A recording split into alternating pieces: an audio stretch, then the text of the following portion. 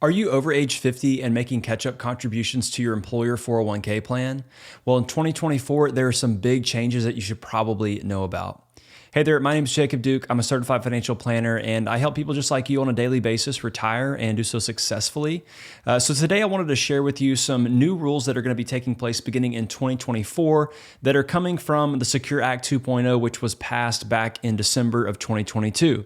And so this applies to catch-up contributions for those of you who are over age 50, and it has to do with the fact that depending on your income, you might have to begin contributing all of your catch-up contributions to the Roth portion of your 401k instead of the tax deferred side.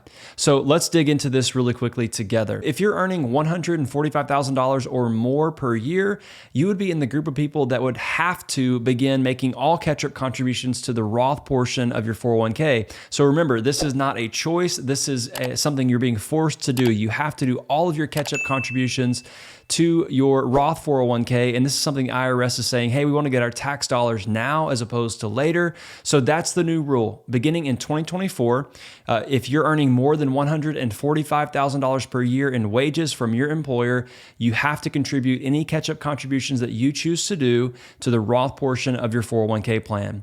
But it's not quite as simple as that sounds. There are some nuances to this. So let's walk through an example together so we can make a little bit more sense of this. All right, so here we have Sally, and she is age 55, and so obviously she's over 50, and she's also making catch-up contributions. We see that her income is $200,000 per year, and so she would obviously be over that $145,000 limit. She's north of that, so she would have to go all Roth on her catch-up contributions. She does not have to do that on her normal contributions. Remember, in 2023, those limits are $22,500 for your normal contributions, and then if you're over 50, you can contribute an additional $7,500.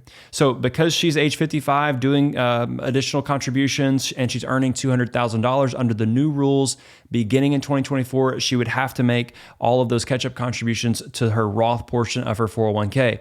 Now, let's run through another scenario showing where Sally actually changed jobs at the beginning of 2024. So she's still going to earn her $200,000 salary, and she's still obviously 55 or 56, regardless, she's over age 50. And so what's going to happen here is the rule is interesting in how it's written.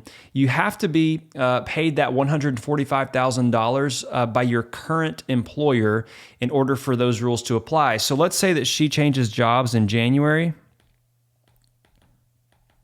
and then she begins working for this new company. So she changed jobs in January. Has she been paid by her current company at all in the past?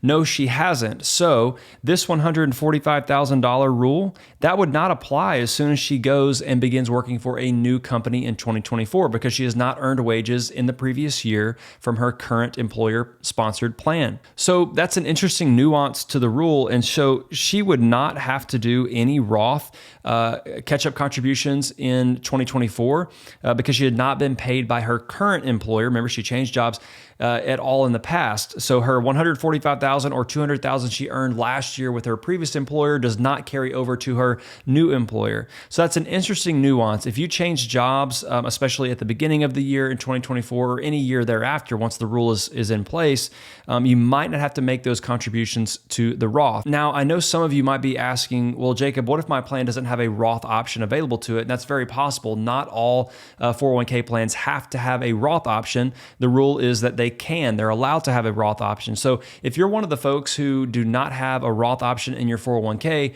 what's really interesting about this is the IRS is almost forcing your company or your employer's hand to say you have to offer this Roth option to your employees. And here's why. If you're over age 50 and you're earning more than that $145,000 limit, then you would obviously be forced to contribute to the Roth portion of your 401k plan. But like we said, hey, you don't have the Roth option available. So what happens? Well, the Secure Act 2.0 actually addresses this pretty head on. What happens here is they say if there's no Roth option available and there's one employee who would have to make catch-up contributions to the Roth portion, then no one can make catch-up contributions regardless of their wages. So you heard that right. If you are trying to make a catch-up contribution and you're the employee or anyone else is the employee that's earning $145,000 or more and is trying to make that catch-up contribution, under the new rules in 2024, they would have to make that to a Roth. But remember, they do not have the Roth option available within their current plan. And so because of that, what happens is it eliminates all catch-up contribution opportunities for every single employee across the whole company, regardless of if they're above the 145 or below the 145. And so that's a big deal. That means that if your company doesn't have a Roth option available to it and you're trying to make catch-up contributions and you're over 145 or someone else in your company's over 145 and they're trying to make catch-up contributions, that means that it eliminates the catch-up contribution opportunity for everyone. So this is kind of the IRS's way of forcing their hand to say, hey, employers, you have to offer the Roth option within your plan. Get that set up and get that changed because there are still plans out there who don't have that Roth option. It's basically forcing them to do it whether they want to or not. So there's just really a lot going on with the Secure Act 2.0 and some of the changes that have already happened here in 2023, but also future changes that are going to be happening in 2024. I hope to continue adding videos on this. That way you stay informed. So be sure to subscribe. That way you don't miss any of those. Once again, my name is Jacob Duke. Thank you so much for tuning into this video. We will see you next time.